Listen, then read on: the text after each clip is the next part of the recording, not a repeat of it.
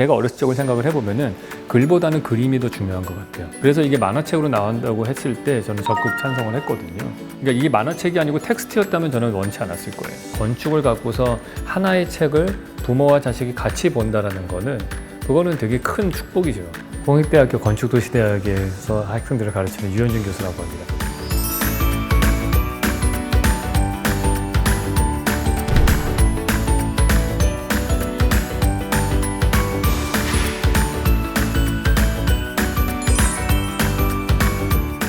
어렸을 적부터 건축에 대해서 관심을 가지게 되면은 세상을 보는 데 있어서 되게 좋은 창을 하나 가지는 거라고 저는 생각을 하기 때문에 이게 우리의 일상하고도 떨어져 있는 거라고 저는 보지 않거든요. 너무나 당연하게 태어나자마자 우리는 어떤 건축 공간 안에 들어가서 생활하게 되어 있는데 그것들을 우리는 잘 의식하지 않고 당연하게 받아들이는 것 같아요. 그런데 그 건축과 공간에 대한 것들이 우리에게 어떤 영향을 끼치는가 이런 거를 잘 이해하면은 세상을 읽어나가는데 크게 도움이 될 거라고 보고요. 특히나 그것들을 우리가 일상의 공간의 모든 것들을 다 볼 수는 없으니까 인류사를 통틀어서 되게 대표적인 건축물들을 몇 개를 뽑아서 그거에 대해서 우리가 좀 재미나게 아이들에게 설명해 줄 수 있다면은 그게 건축을 익숙하게 느끼게 되는 첫 번째 단추가 될 수 있을 거라고 생각을 했습니다. 아이들의 눈높이에 맞추는 게 제일 중요한 거죠. 제가 어렸을 적을 생각을 해보면은 글보다는 그림이 더 중요한 것 같아요. 그래서 이게 만화책으로 나온다고 했을 때 저는 적극 찬성을 했거든요. 그러니까 이게 만화책이 아니고 텍스트였다면 저는 원치 않았을 거예요. 제 개인적인 경험 말씀을 드리면은 저는 저희 어머니가 유치원 다닐 때 한글을 안 가르쳤어요. 초등학교 입학한 다음부터 한글을 배웠거든요. 그러니까 그 6살 이하에서는 뭐든지 다 그림을 보고 상상하게 된 거예요. 그림책을 볼 때에도 글자를 못 읽기 때문에 그림으로만 스토리를 유추해내야 되고 그래서 그게 훈련이 되게 많이 돼 있는 사람이거든요. 그 얘기는 뭐냐면은 그림을 추상화하는 작업들을 많이 했다는 거죠.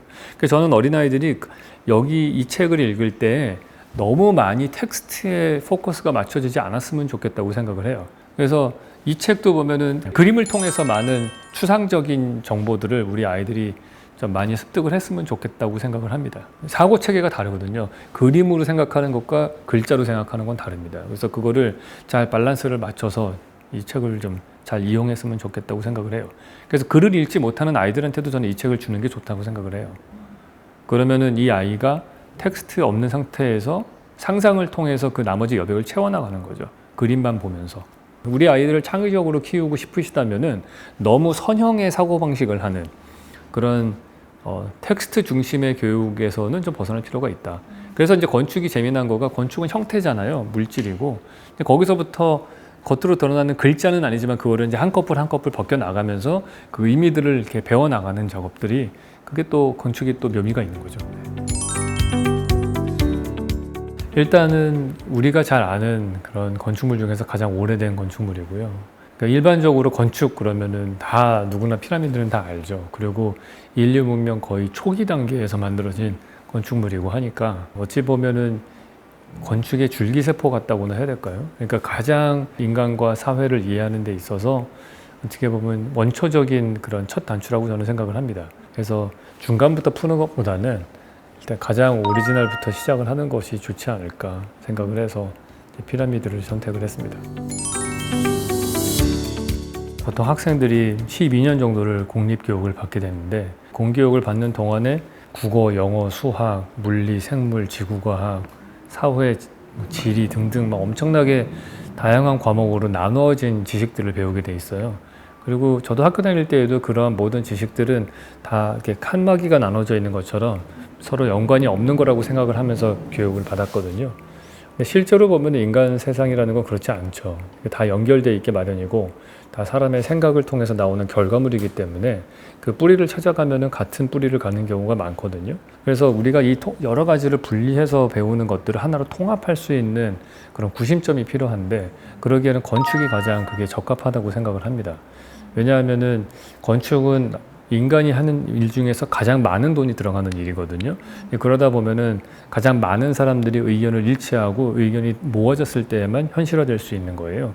그래서 결국에는 건물 하나가 지어지는 데에는 돈도 들어가야 되고 기술적으로도 해결돼야 되고 행정적으로도 그게 풀려야 되는 거고 정치적으로도 필요한 어떤 요소가 있을 것이고 사회적으로 영향력도 끼치고 뭐 기타 등등 뭐 연결이 안 된 것들이 없습니다. 그래서 건축을 공부를 하게 되면은 우리가 학교에서 배웠던 많은 다양한 지식들을 하나로 엮을 수 있는 그런 구심점의 역할을 하면서 그것들을 횡으로 엮으면서 통찰력을 가지는데 되게 큰 도움이 될 거라고 생각을 해요. 우리가 건축을 하는 가장 큰 이유가 뭔가를 생각을 해보시면 건축물을 지음으로써 그 안에 비어있는 공간을 만들기 위해서 건축을 하는 거거든요. 그럼 비어있는 공간을 왜 만드느냐? 사람이 들어가서 사용하기 위해서 하는 거죠. 그러니까 결국에는 우리가 뭔가를 세우고 쌓는 일들을 하지만은 궁극적으로는 인간이 사용하는 공간, 더 나아가서는 사람들 간의 관계를 조율하는 일이 건축이라고 저는 생각을 합니다. 그래서 그 건축물이 모여서 도시가 이루어지면 그게 하나의 사회가 만들어지는 거고 끊임없이 이 복잡한 많은 사람들 간의 관계를 조율하는 장치가 건축이라고 생각을 해요. 흔히 우리가 비유를 할 때 달을 가르치는 손가락을 볼 때 손가락 끝을 보지 말고 달을 보라고 얘기를 하잖아요. 그러니까 건축을 볼 때는 건축물을 보는 건 손가락 끝을 보는 것과 마찬가지고요. 그 안에 담겨져 있는 인간의 이야기를 보는 것이 달을 보는 거라고 저는 생각을 해요. 더 나아가서 그 너머에 무언가를 볼 수 있는 그런 시각을 키워줄 필요가 있고 우리가 표면적으로 보이는 것보다 한층 더 깊이 있는 것들을 읽어낼 수 있는 눈을 키우는 게 필요한데 이제 건축과 인간의 관계를 보다 보면은 그런 것들이 보일 겁니다. 사회가 어떻게 움직이고 정치적으로 어떤 영향이 끼쳐지고 해서 이런 것들이 만들어져서 궁극적으로 사람에게 어떤 영향을 끼칠 것인가. 그러니까 사실은 건축은 인간을 빼놓고는 의미가 만들어지지 않는다고 저는 봐요. 건축물 자체를 보는 하나의 오브제로 보는 것들은 그거는 되게 피상적인 거고 그 너머 인간에 대한 이야기를 우리가 알고 이해할 때 진짜 건축의 의미를 파악하는 거라고 보거든요. 그런 것들을 어려서부터 조금씩 맛을 보여준다면은 훨씬 세상을 읽어나가는 깊이가 다른 그런 시각을 가질 수 있지 않을까 생각을 합니다. 네, 아까 제가 건축을 할 때 우리가 다 흩어져 있는 것들을 연결해서 하나로 묶을 수 있는 통찰력을 키우는데 되게 좋은 거라고 했잖아요. 근데 그거는 뭐와 비슷하냐면은 여러분들 갖고 있는 장난감 중에 그런 거 보셨을 거예요. 이렇게 구슬인데 구멍 여러 개 뚫려가지고 이렇게 막대기 꽂으면서 원자 구조 같은 거 만드는 것 같은 그런 장난감 같은 거 있잖아요. 그 얘기 뭐냐면은 그 구슬들을 다 하나로 엮을 수 있는 막대기와 구슬이 다 따로따로 나눠져 있죠. 건축이라고 하는 거는 그걸 연결하는 것과 비슷한 건데 근데 그렇게 됐을 때 그게 한 덩어리가 되는 게 아니고 그 안에 요소들이 다 나눠져 있잖아요. 그러니까 필요에 따라서는 그거를 분해해서 다른 모양으로 만들 수도 있고 하는 거죠. 그러니까 건축적인 사고를 하게 되면은 ABCD라고 하는 다양한 어떤 공들이 있다면 그 형태가 다양한 조합을 할 수 있거든요. 저는 창의력이라고 하는 게 어려운 일이 아니고요. 우리가 인공지능을 개발할 때에도 아시다시피 창의력의 핵심은 무언가를 추상화하고 추상화된 다른 요소들을 하나로 엮으면서 섞어 나가는 작업이 창의력이거든요. 그러니까 건축을 보면은 여러 개의 요소들이 하나로 엮이기도 하지만은 동시에 그 요소들을 다르게 재배치를 해서 다시 엮으면은 그게 새로운 생각이 되는 거예요. 그래서 그게 창의적이 되는 거죠. 그래서 그 요소들을 추상화시키고 파악하고 연결하는 작업들을 계속 훈련을 하다 보면은 궁극적으로는 그걸 재배치도 할 수 있게 되고 어떤 개념이 갖고 있으면 그거에 맞춰서 어떻게 사고방식을 바꿀 것인가 이것도 할 수 있는 거기 때문에 뭐 당연히 창의력은 높아진다고 생각을 합니다. 창의라고 하는 거에 대해서 여러분들이 오해를 안 하셨으면 좋겠는 게 창의가 뭔가 갑자기 1%의 영감이 와가지고 뭔가 대단한 것들이 막 하늘에서 번개 맞은 듯이 생각이 나가지고 하는 거라고 이제 우리는 흔히 오해를 하는데 사실은 그 번개 맞은 것 같은 1%의 영감조차도 추상화됐기 때문에 가능한 거거든요. 그래서 추상화된 것들을 계속 섞는 작업이 전 창의라고 생각을 해요. 그런 면에서 이 건축을 이해하고 마치 프리즘을 통해서 빛을 여러 가지 무지개 색깔로 스펙트럼을 분리해서 보지 않습니까? 빨주노초 파남보. 건축물 하나지만은 그거를 우리가 이 책을 통해서 여러 개 7가지 무지개 색깔로 프리즘으로 분석을 해내면은 그것들끼리를 재배치를 하면은 또 다른 형태가 나오게 되는 거죠. 다른 의미가 나오게 되는 거고. 그래서 그런 작업들이 건축을 통해서 훈련을 하면 되게 많이 도움이 될 거라고 생각을 합니다. 뭔가 우리 아이를 막 교육을 해야겠다라는 생각으로 이걸 안 하셨으면 좋겠어요. 그냥 아이와 부모가 공통의 관심사를 나눌 수 있는 주제가 있다는 것만으로도 저는 충분하다고 봅니다. 그게 뭐 건축이 될 수도 있고 과학이 될 수도 있고 다른 것들이 될 수 있겠죠. 어쨌든 다른 것들보다도 건축은 공통분모가 되게 많거든요. 그래서 여러 가지 접점을 만들 수 있을 거예요. 어떤 학생들은 좀 더 미학적인데 포커스가 관심이 많은 사람도 있을 거고 어떤 과학적인 부분이 많을 거고 한데 건축을 갖고서 하나의 책을 부모와 자식이 같이 본다라는 거는 그거는 되게 큰 축복이죠. 공통의 관심사가 생기는 거니까 이야기거리가 생겨나고 사실 이 책에 대한 이야기뿐만이 아니고 이 책을 읽음으로 해서 그게 시작이 돼서 그 이외의 것들까지도 대화할 수 있는 장이 열린다면 그게 제일 좋은 거죠. 교육적으로는. 그러니까 그런 공통 분모가 만들어지는 게 중요한 것 같아요. 이 책뿐만이 아니고 이제 무슨 책이든지 간에 부모와 자식이 같이 책을 읽을 수가 있다면은 그걸 가지고서 이제 대화를 할 수 있는 첫 단추가 되는 거죠. 저는 건축은 관계를 디자인하는 거라고 생각을 하기 때문에 일단 첫 번째로 하고는 작업은 디자인이라고 하는 거를 저는 문제 해결의 결과물이라고 생각을 합니다. 그래서 문제 해결의 결과물이 디자인이면은 제대로 된 디자인을 하려면 첫 번째로 해야 되는 거는 문제 정의를 잘 내려야 되는 거죠. 그러니까 이게 내가 가지고 있는 문제가 뭐냐.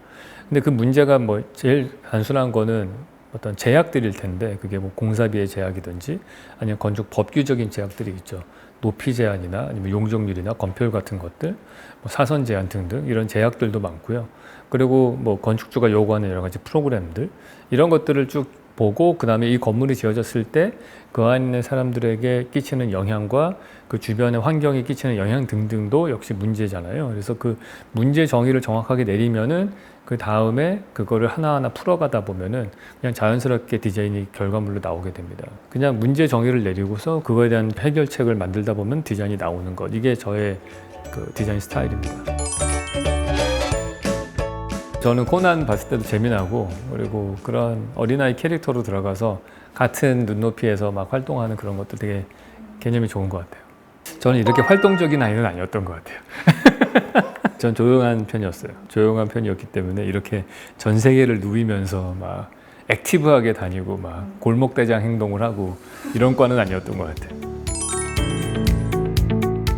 예전에 사실은 제가 피라미드는 디자인을 하는 게 하나 있는데 내가 피라미드라고 제가 이름을 붙인 건데 그러니까 피라미드는 위 모양으로 되어 있잖아요. 한 사람을 위한 무덤이잖아요.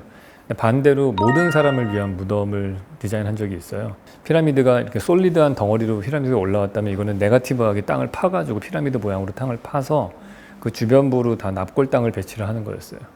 그래서 그거는 모든 사람을 위한 무덤이고 포지티브가 아니고 네거티브 형태로 만들어지고 땅 레벨에서 봤을 때에는 뭐 시야를 가리는 것이 없는 그런 거거든요. 그래서 근데 가서 밑으로 내려가면서 그거를 경험할 수 있는 그런 걸 디자인한 적이 있습니다.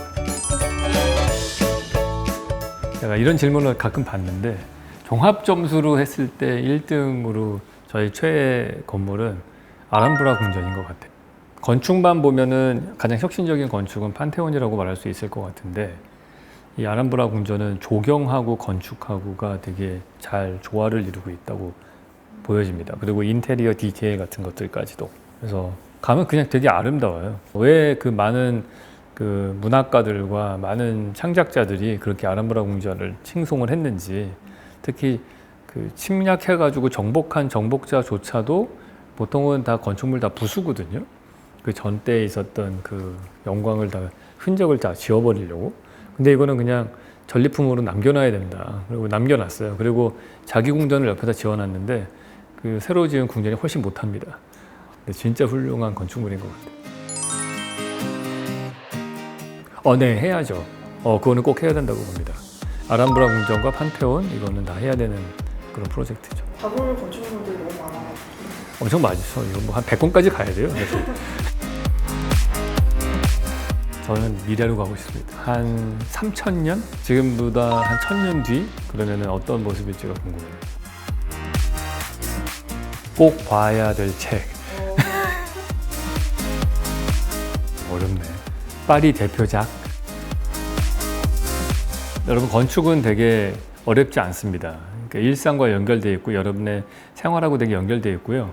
특히 여러분들 다 놀이터에 가셔서 모래밭에 들어가시면은 다 두꺼비 집도 만들고 그런 장난을 치죠. 그래서 기본적으로 인간의 본성 중에 하나가 무언가를 만들고 공간을 조작하고 싶어 하는 것들은 다 있습니다. 그것들이 다른 사람에게 어떤 영향을 끼치는가 이런 것들 되게 재미난 이야기거든요. 그래서 건축이 되게 딱딱한 거라고 생각하시면 안 되고 특히나 건축이 꼭 수학을 잘해야지만 할 수 있는 학문이라고 생각하시면 안 될 것 같아요.